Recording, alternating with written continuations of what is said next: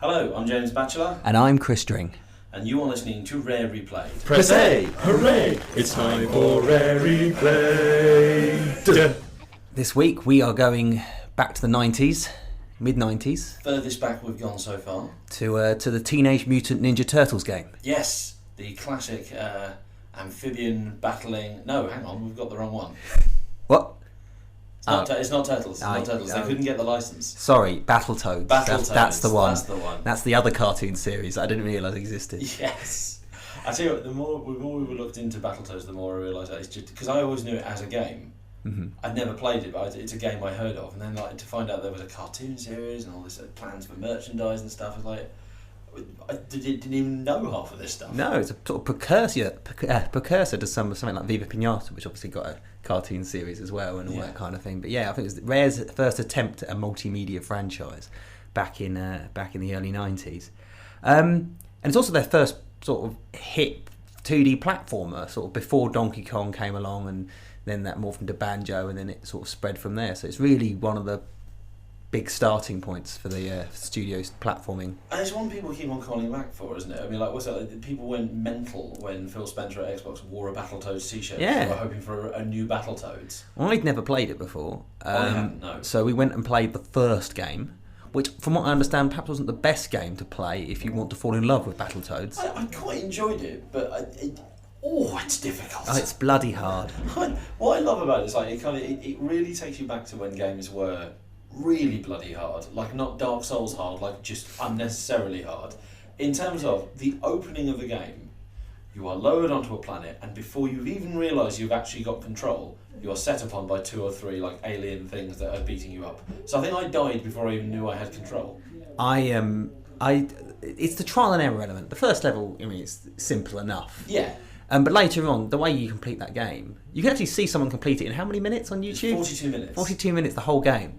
Which I spent more than that just trying to get through the first 2 levels. But that's because it's about knowing when to go and when to move, and there's like the snake level later on. Yeah. And it's like that's just timing and knowing where to stand. Well, the variety of gameplay here. So like I said, I've only done the first 2 levels. First level was a standard platforming fare. I thought, okay, I'm going to be absolutely fine with this. Second level is you're being lowered down a chasm and you've got to swing from side to side while beating up enemies until you get to the bottom of the tunnel.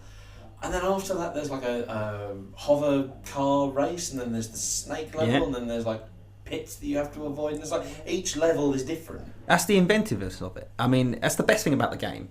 I mean, the boss battles alone. That first boss battle you loved, isn't it? The That's one where the first person view is from the perspective of the boss. Yeah, I genuinely, I don't think I've seen that done anywhere else. I'm told apparently a Metal Gear game does that, but yeah, but even then, that's just 2 examples. Like it's so different and racing and jumping over things, punching snowmen, and then I'm dodging whirlpools while surfing, then clambering up a cavern using fast-moving robot snakes.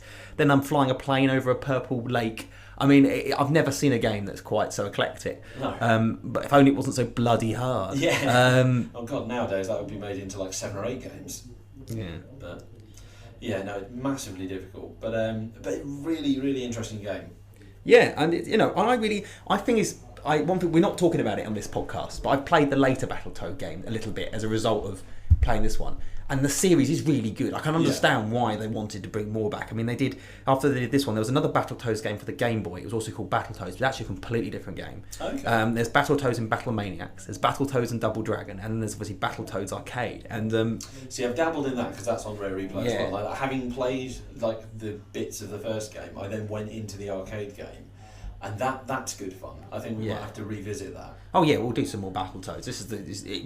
I think it's almost like the secret Rare franchise. I can't believe there's not been another one. I think there has been talk of there being sequels and other things. Battletoads has come back this year in their own way. The Battletoads are bosses in a level of Shovel Knight on Xbox One, and there's and they're in Killer Instinct now. They're in the new Killer Instinct game as well as beat 'em up characters, which we found something out quite interesting regarding Battletoads and Killer Instinct franchise. But it is a really good game, and I can see where I'm surprised it never. I guess Rare got onto Donkey Kong, and then they went into the world of 3D, and that's where Banjo came from, and things got left behind in those. It's as you always say, like they always move on to something new. Yeah. And I think that's a shame because another company would have milked this to death. Yeah, well, I mean, they did do 4 games. I mean, True. and they're cartoon series, and you know, it's also quite an unusual looking game because it's sort of in space, and it also looks like it's in the belly of things, and there's snowmen, and it's really. It's one of the cartooniest in terms of the animation and the sprites. It's one of the cartooniest games I remember from that era because like the NES era, like.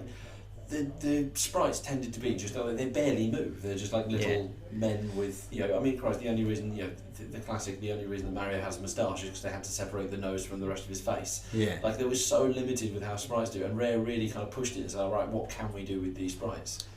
Well, I'm fascinated by the game because I never played it before. I never played Battletoads before. This is an introduction to the series for me because I think my first Rare experience was Donkey Kong Country, and I think you was a bit later, weren't you, James? Yeah, my first was GoldenEye. GoldenEye. So it was very interesting to experience that, but I really can't wait to find out more about it from our guest. Indeed. Well, let's as usual have a little musical interlude, and we'll bring on this week's guest.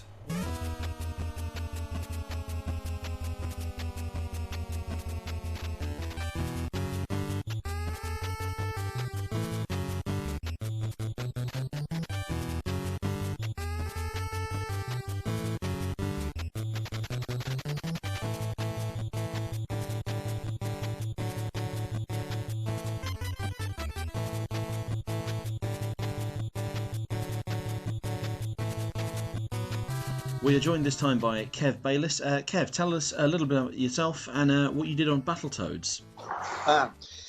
Battletoads. Well, I think I'd been at Rare for it was only about a year or so. I think I'd come straight out of school, and we'd had our games which were all licensed products like the game shows, Wheel of Fortune and Hollywood Squares, that kind of stuff. And I think we wanted to move on from moving out of the licensed stuff and have something that was less restrictive and something that we could sort of call our own. And this was a sort of the first thing I was allowed to be sort of unleashed on, so to speak. And I sort of worked with Tim on coming up with some ideas because obviously there was a lot of different cartoons out on the Saturday mornings at the time, and we wanted something that we could go sort of all the way with and have a new set of characters which we could bring merchandise into and just sort of expand on a universe. But first and foremost, the idea was to just make a great game. So that's what we set out to do. And Battletoads was a result. So what was the first step then? Was it coming up with the characters or coming up with the concept of the platform game? It was actually the characters first. I think Tim would always take out some.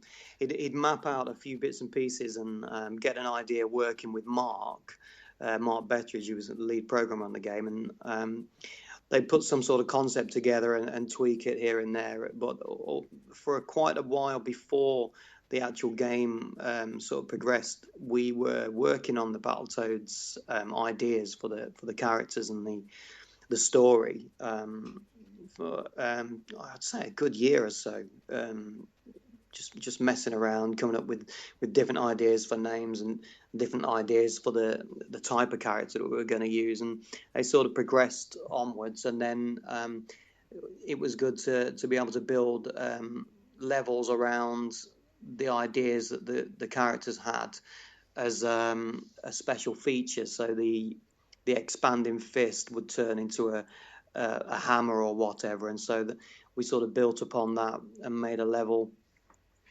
where it was basically a beat 'em up. But then we wanted a bit of everything, which is why we ended up with the racing levels and the pit levels.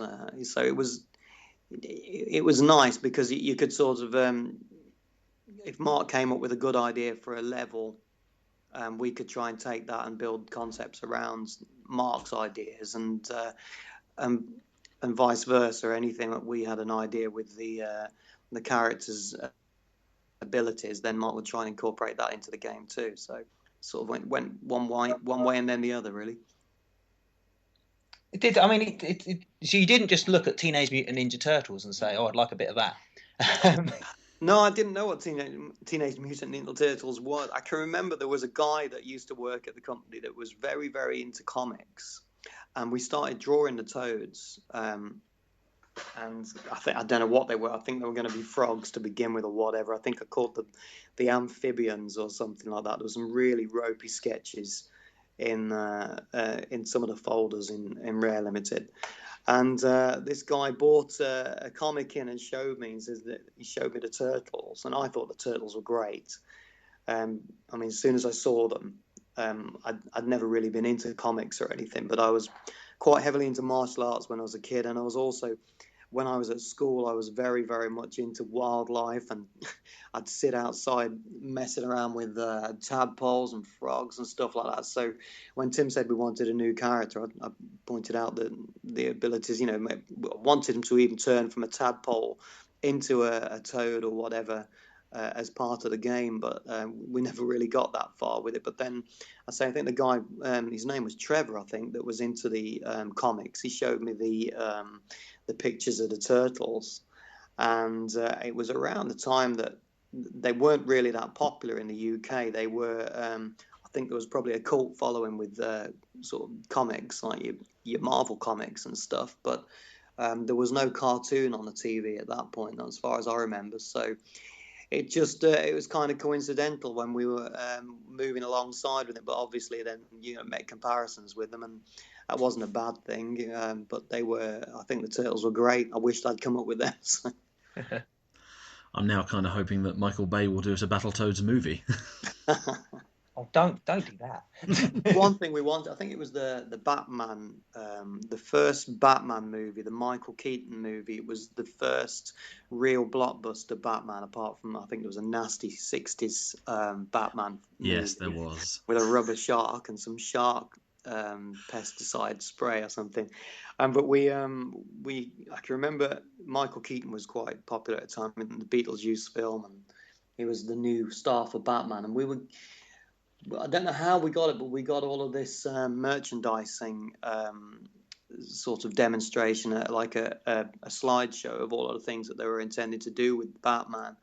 And we said we wanted to make something that we could sort of go to those lengths with. And I don't think we got that far with it. We got a cartoon and we got some merchandise made, which we were pleased with. But it's nice when you still see that with the character they're just put into Killer Instinct. It looks to me like it's still popular with people. So when, and I'm sure it will, be sort of rebooted, then I'll be looking forward to seeing that. And maybe it'll go a little bit further this time, go the extra mile, and maybe there'll be a short film or something like that too.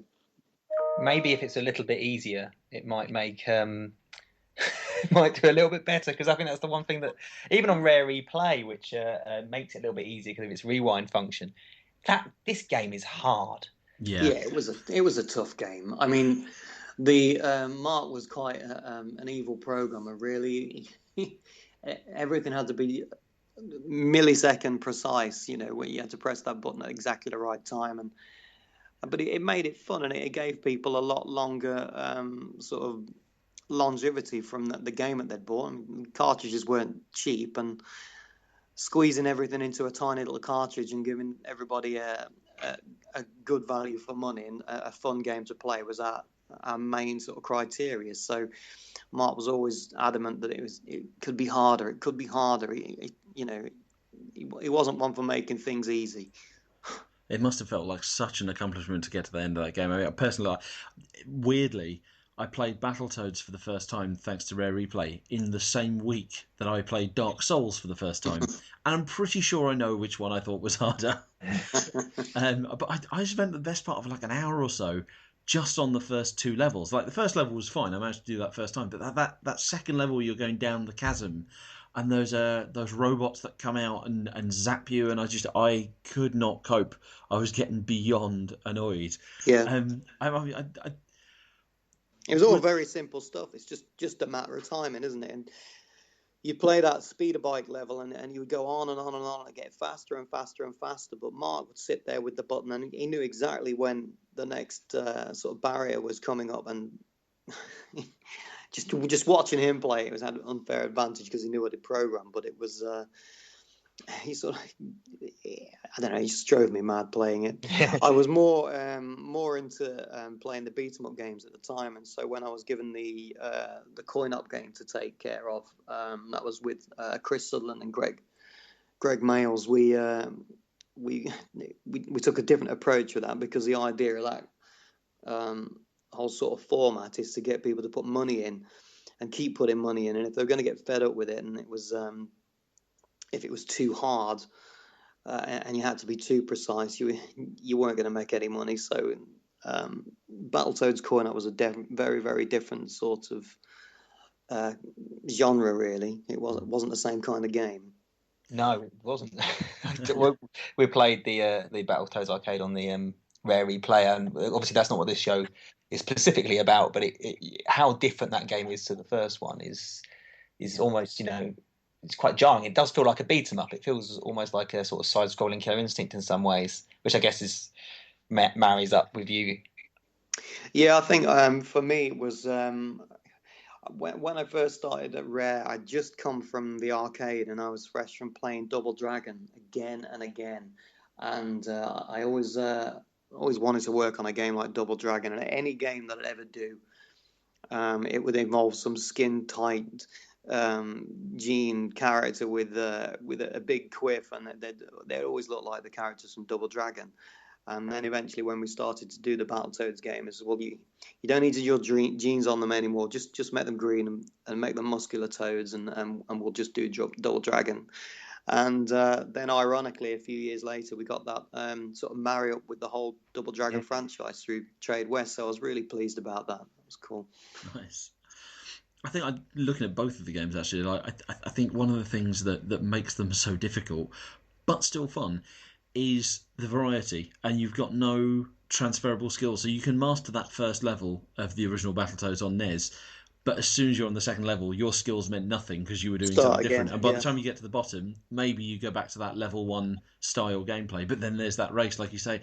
And I think I basically had to look up a YouTube video where they play through the entire game, and whoever was doing it managed to get through. I think pretty much in one life.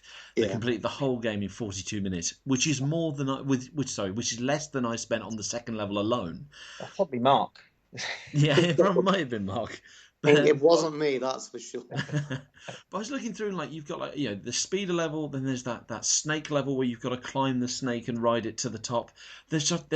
Where did all those ideas come from? You mentioned the team all had different ideas, but then how did you decide what was going to go where, and how did you put the game together?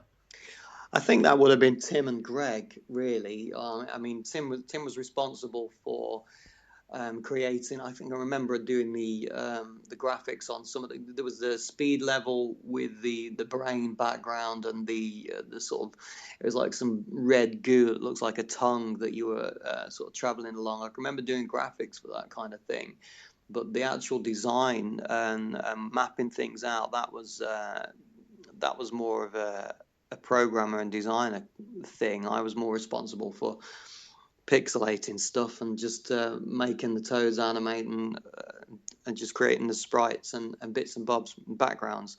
But the actual the sadistic side of it, the game program, which was nigh on impossible, that would have been Mark and Greg, with Tim there saying, no, it's not hard enough, or it's too hard. And so together they'd tweak it, and then I'd go up and try and play it, and I'd just fail miserably at each level and just go back downstairs and draw what they needed next. So Did you have any involvement in the cartoon series at all? I remember going to America one I can't remember whether it was for CES show or something like that, but we ended up in Los Angeles, and we went to the DIC studios. And we were quite excited about it because I think they were responsible for making the Inspector Gadget cartoon, which I can remember watching that when I was at school. And we said, yeah, they've got a company that wants to make a cartoon for the Battletoads. And we went over and had a look at it. They threw up some more ideas based on the story with these sort of star guides that we put together. and we let them take care of it. And then I've actually got a VHS version of it upstairs. I managed to grab off eBay, and I can't play it because I haven't got a video recorder. But I think you can look on YouTube and find that. And as a pilot cartoon, I think it worked quite well. It didn't look the kind of thing I was imagining. I think we were looking for some kind of high budget Disney-esque cartoon, but the idea was to get something that was going to be knocked up once a week and played every Saturday morning. So it was a different kind of style of cartoon. But I don't think it made it beyond the pilot, which was a bit disappointing. But I watch it and it just makes me laugh when I look at it. It's I think they took the whole approach of the sort of rock and roll music, and they took some elements of the game, mixed it all up, and they got something which I think they managed to steer away from the Turtles, which was the main thing, I guess. It's odd to hear about this sort of thing happening in the early 90s, effectively, because nowadays it happens all the time. A new game comes out and a Ubisoft or an EA are talking about it being a mass multimedia franchise. Yeah. But hear that Rare, back in its nascent years, was sitting there planning, we're going to turn this game. I mean, they did it again with Viva Pinata, so, a couple of decades later, but sort of thinking we're going to build a franchise, our own Mario or something like that. Was that... I mean, you wanted to do it, but was there anything that inspired you guys to want to try that? I think Tim was always looking for ways to expand Rare's universe, if you like. As I say, we started off and they'd got a few original games like RC Pro-Am, and there was some sort of oddball games like Taboo and Anticipation, mainly like puzzle games, quiz games, and a lot of game show type games, like the TV game shows with the cheesy looking host. And then there was a few sports licenses, but to actually do something that we'd have complete control of ourselves and be able to pitch it up there, because we had such a good relationship with Nintendo at the time, we thought, well, if we can get this sorted and get a fun game, then we knew that they'd be able to push it and market it accordingly. So it was always the idea to expand, and that was sort of the first template really for a game and the concept for a whole universe of characters. It was probably the first time we really did it. I mean, you could look back at the games that Ultimate produced, I suppose, and look at Saberman, and look at the whole saga with all of the Night Law and Underworld games, the whole series, and they had a similar sort of thing going on. But you need a big company behind you really to market things, and we were trying to chase that with Nintendo, I think. So Battletoads was going to be our first sort of flagship Rare character base, I think. But we went on from that, and as you can see, that everything else that we've done there, we've got Perfect Dark, and we've got Banjo-Kazooie and a number of other big titles, which we did the same way, but it's a bit of a learning curve, because what we started off doing with Battletoads, it was a first time for us, so we didn't really know which direction to go, but we just knew we wanted stuff, merchandising and a film and a cartoon. And so when we got the interest from DIC to say we wanted to make a cartoon, we were over the moon. So it was the first step. So how did you keep that in mind when you were actually designing the characters? Because I was like, the three Toads, like they look fairly different. Like, they've got their own unique things, unique qualities, and then you've got the peripheral characters, like the Dark Queen and whoever it is that's giving the Battletoads their orders. Like, did you keep that in mind? It's like, right, what's going to translate to a fluffy toy? Yeah, the Professor was the guy. I can't remember. The Professor. I can't remember. It was like a vulture or something like that, wasn't it? So it was. We were always going to steer things in the direction of being animals. I think we got the rats as the typical cliche. General Vermin was the head of them as the enemies, and the Dark Queen. We wanted a bit of a Disney sort of fairy tale kind of thing going on there, but we didn't push it into a space environment, so we had her. And the characters were, I don't know, sort of made them up as we went along. We had the pigs in there, which I think we started to develop the whole set of characters in another direction at one point, and we started to add the crocodiles and the Kremlings, and I think they were originally for another concept that we'd got at the time.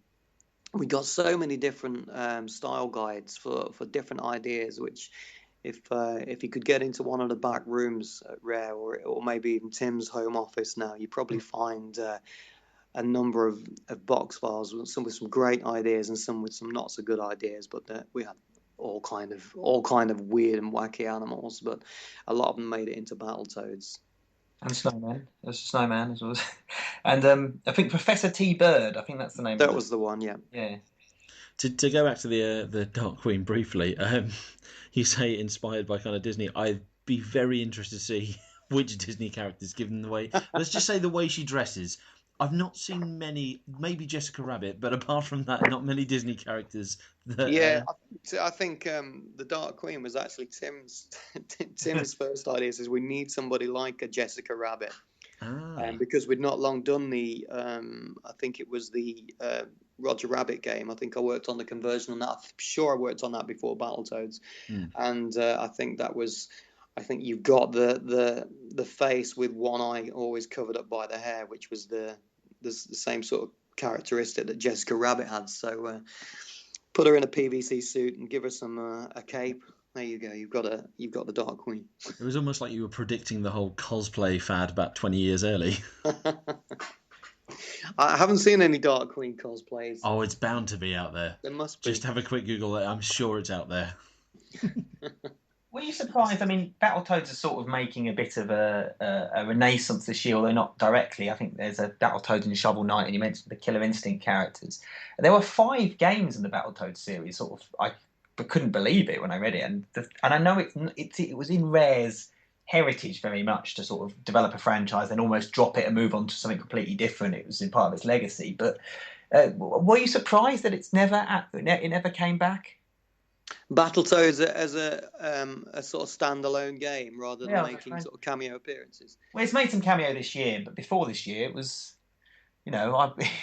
people talk about Rare and it was all Donkey Kong or GoldenEye or Banjo-Kazooie, but in the Battletoads seem to have almost faded from obscurity. But I look back on those times, look at the history books, and I can see it was such a big part of those first big years for the studio. Well, as I say, there was a lot of concepts. I think the thing is when we started messing around with 3D, that enabled us to look at a lot of other different ideas and different concepts for what would make a great video game. How can we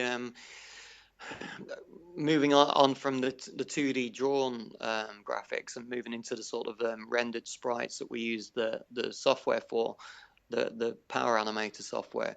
It just opened our eyes once we'd got the 3D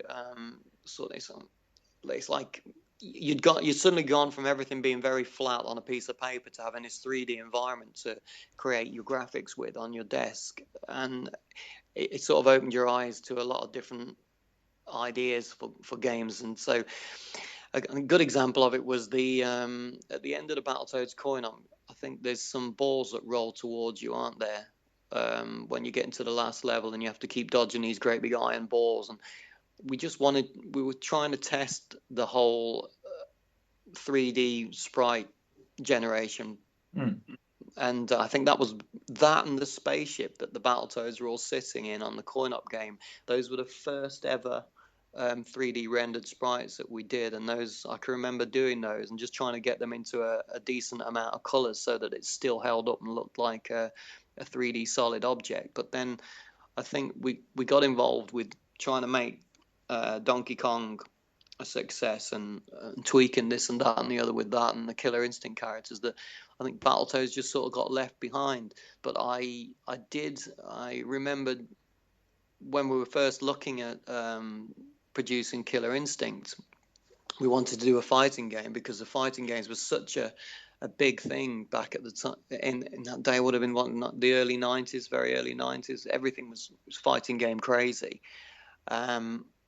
And I can remember drawing great big Battletoads sprites. I can remember looking at Street Fighter 2 and basically just doing a 2D hand-drawn Battletoads fighting game, and I'd got the stand poses, and there was Jansen jumping up and down like Ken and Ryu, and it never actually made it onto the arcade board or anything, but I can remember doing all of that, and I was sort of fighting game crazy. So we had to start make some characters which would be easy to render and just translate onto a fighting game format. And so I started doing robots and putting like a human head on. So we got all these cyborg characters jumping up and down, and then that eventually became Killer Instinct. So it wasn't really easy for doing organic characters at the time, because everything would have been ball jointed, and some things look better when they were just drawn sort of as a 2D illustration rather than a 3D model. But then when you look at the Killer Instinct characters, if you was to have looked at them up close, you'd see ball joints and intersecting meshes, and they didn't look great up close, but when they were translated down to a 322/40 resolution, they looked really sort of solid, and they looked dynamic. But we'd already progressed with the KI concept, and so I think we're always willing to come back to Battletoads. But when the consoles were good enough, I'm sure I do remember making a 3D model of a Battletoad at some point. I don't know which one it was. It was maybe a test model when I was working on the graphics for the GameCube or something. But the version that we see in Killer Instinct at the moment, I mean, it looks fantastic. It looks every bit as I imagined him when we first started coming out with the concept all those years ago. But he's got a lot harder edges, still kind of cheesy, but I imagine there'll be other characters to follow suit soon. So I mean, once you've got the models, you can do anything, you know. Yeah. As we said, I was quite impressed looking back on it, and certainly thinking about the games I was playing at the time. The animation of the sprites in the original Battletoads on NES, because back in the day, even Mario only ever really ran and jump, and then you look at Battletoads and they transform depending on what they're doing. Like what's it when you were going down that chasm that I just cannot pass? He turns into a wrecking ball. Yeah. I think my favourite animation is when the first boss turns up at the end of the first level, just the massive jaw-dropping moment. It's just they're very, very animated, no pun intended, but like very, very active sprites compared to what else was on the console at the time. I mean, how did you even manage that? What limitations did you find?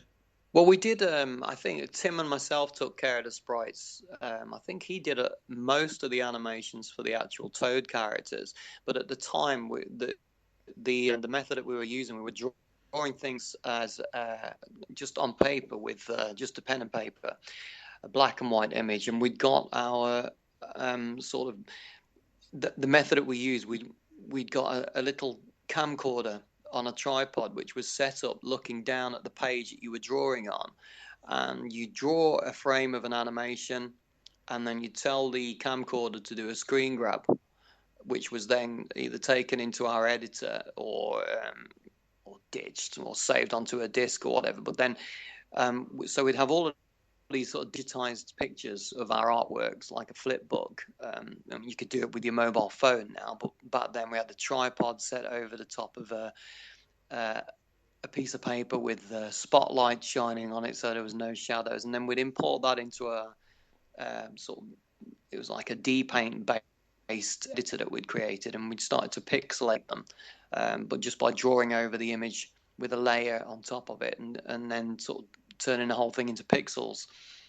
Before that, we used to actually just slide the piece of paper underneath a grid, and then you'd trace a pixelated version of what you were looking at through the grid, and split it up into different colors. And there was a lot of work involved in getting the sprites to look good on such a cheap, small amount of memory. That I think there were 3 colors and a transparency, and you could overlay another layer of sprites for the stomach of the toad, which was the oranges and the whites of the eyes. And but we draw it all on a piece of paper first and just sort of trace it up either through a grid or onto our fancy digital that we'd made. So it was all very, very different to what we've got now. So.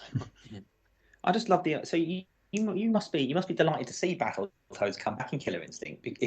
If you know, at one point you were making hoping make or playing with or concepting a Battletoads brawler yourself during the Killer Instinct times. To actually see now them come full circle in a way and be in their own fighting game, it must be quite pleasing to see. Oh yeah, definitely. It's all of the characters, the Killer Instinct characters, the Battletoads, and it was. I mean, I was about 17, I think, when I was creating these things, and I wasn't the best artist in the world. I've never ever proclaimed to be a great artist. I think you learn a lot as time goes on. I never ever expected to be working at such a great company. I came straight out of school.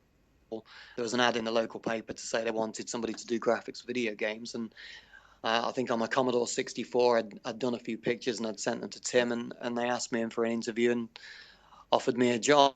The company was so small, I had no idea it was going to turn into something so huge. So now when I look and I see sort of 20 odd years later, we've got 2 seasons of Killer Instinct and a whole range of, I think they're making some fantastic looking 3D toys now of the Killer Instinct characters. I mean, that's everything that we wanted back in the day. And if they end up making a 3D model of Rash, then it took 20 years, but we got there in the end. You know, so it's exciting to see it happening, and it's also it's quite flattering to see that something that's so old, which is like 20 odd years. I mean, you guys probably weren't even born then when we were working there. We're not that young.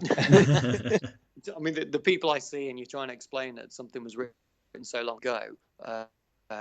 When it's really interesting to see some of the old artwork and some of the old concepts, but I'm looking at them now, and everything is ultra slick and it looks fantastic. But we could never have done that back in the day. We didn't have the power on the PC. You couldn't model something and then send it off to be 3D printed. So it's a great time for it now. Just wish I was joining the industry in 2015 rather than 1987. But I have no regrets. I joined at a time where things were very, very different, and games were exciting, but in a different way, because all of the introduction of 3D, it was all a new thing, whereas now everything looks great, everything looks pretty, and it's kind of hard to see something that really stands out, you know?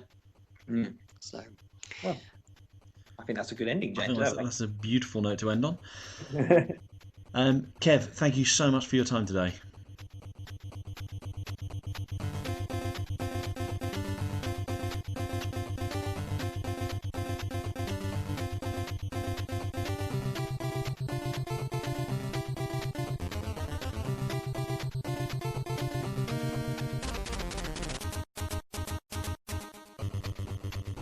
Okay, next time we're going even further back.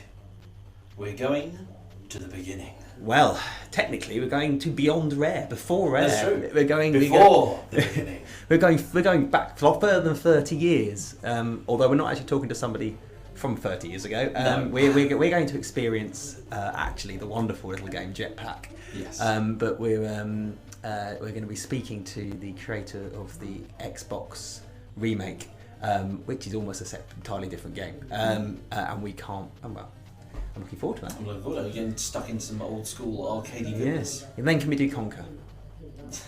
Possibly. That's the closest I've got yet. All right. So. In the meantime, while he badgers me about Conquer, you can find us at rareplayed.com. All of our episodes are there, and all of our episodes are available on YouTube, iTunes, Player FM, Pocket Casts, and Stitcher. You can find us on Twitter at rareplayed. Until next time, Toads out.